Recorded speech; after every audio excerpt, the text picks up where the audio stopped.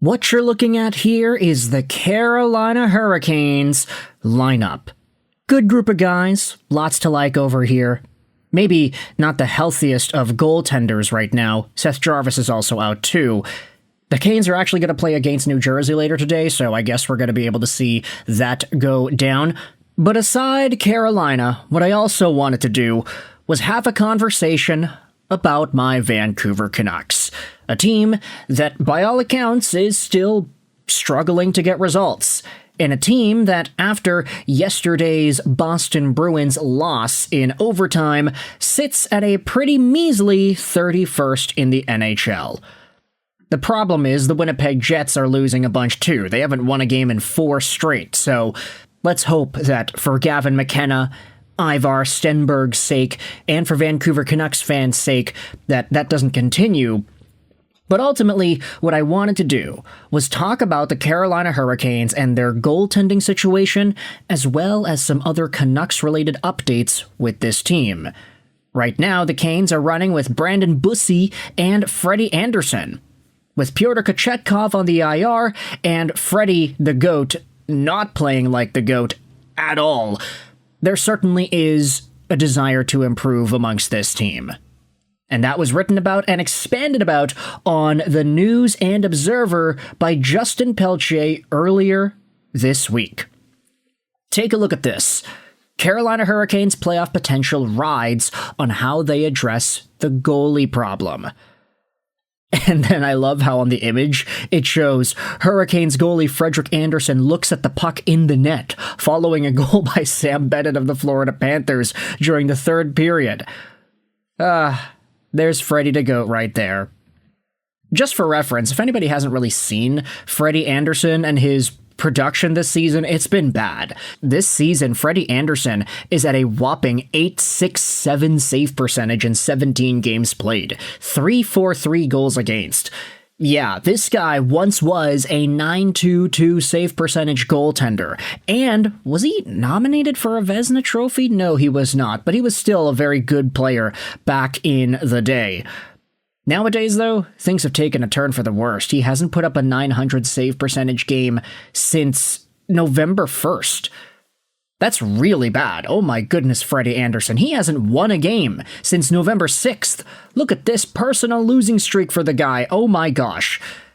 So, suffice to say, with Pyotr Kochetkov's injury, things are not looking stable for the Carolina Hurricanes in net. Bussi has been good, but Bussi wasn't really supposed to be an NHL player to begin with. So, this is where Pelletier goes out there and writes about on the News and Observer how Carolina can address their goaltending. The piece goes over all the same ebbs and flows that we have been talking about. It talks about how goaltending is probably the team's biggest priority. Could their roster space, salary cap space, be best used on an upgrade between the pipes? The answer is unequivocally yes.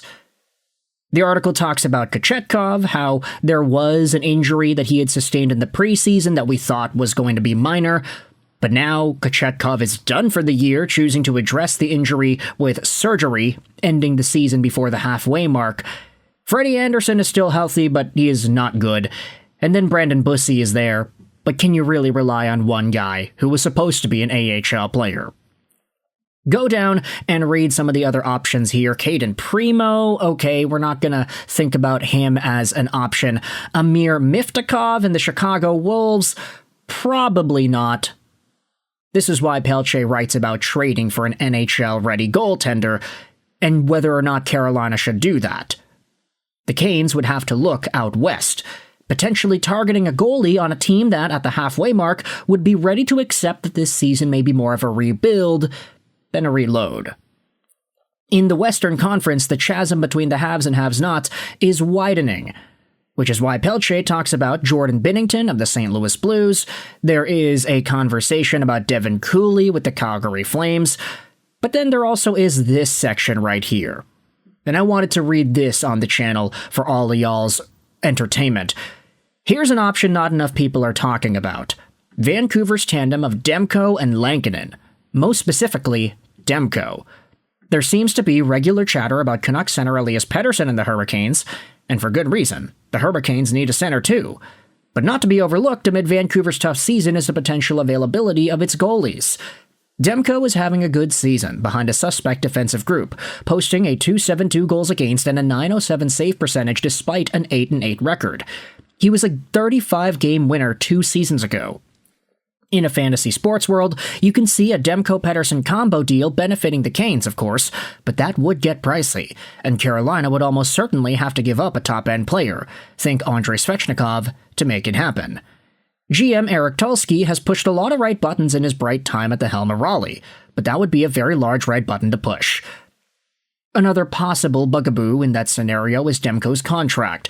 His new deal kicks in next year and pays him $8.5 over 3 years, with a full no-trade clause. But since that doesn't kick in until next season, Vancouver could freely move him this season. Pettersson, for what it's worth, is due $11.6 for 4 more years. So, this is an interesting conversation, isn't it? A Thatcher Demko and/or Elias Pettersson trade over to the Carolina Hurricanes. Now, this is the thing about Carolina. We've been talking about Pettersson and the Canes literally going back over to last year. Carolina pushed hard for Elias Pettersson and JT Miller in the entire Miller-Petey feud saga that we saw in December and January. Carolina couldn't make the trade happen. Apparently, it seemed like Vancouver didn't really want Marty Necas and Jesperi Kotkaniemi, but ultimately, Pettersson has been a target of this Hurricanes team for a while. We always understand the kinds of players that Hurricanes management is looking for. They're looking for good analytical players, good defensive players, and guys with work ethic and bite. I don't necessarily know if Elias Pettersson can excel in a Rod the Bod system. He didn't do particularly well under Rick Tockett's style, after all. But analytically, I could understand why Pettersson would be a Carolina target. Meanwhile, Thatcher the Snatcher, if you were worried about Pyotr Kochetkov and Freddie Anderson's injury concerns, I don't necessarily know if Thatcher Demko would be the one-stop-shop solution to fixing those issues. Demko has had some problems ever since he got nominated for the Vezina, because, hey, he had a 51-game season in 23-24, only survived 1 playoff game before getting taken out with injury. It's what led to the Artur Shilov's fantasy run that he had in that 2024 playoff run. And then the season after, Demko only played 23 games. He didn't look all too great in those games either, especially when you consider the health involved. So now, Thatcher Demko, more than any, is wanting to prove that he is absolutely a reliable option to play consistent hockey in an NHL season. The narrative exists of him being injury-prone, but we understand that he himself is very frustrated with that narrative, and he wants to do everything he can to change it. The question is, do you believe it? Do you believe that this guy can step into a team like Carolina and fulfill the workload needed to take that team above and beyond? Money is also going to be an issue. Demko's making $5 million this year, $8.5 the next 3. Yes, he is committed, and yes, the Vancouver Canucks wanted to give him this money, but you could also understand why they didn't go super long term.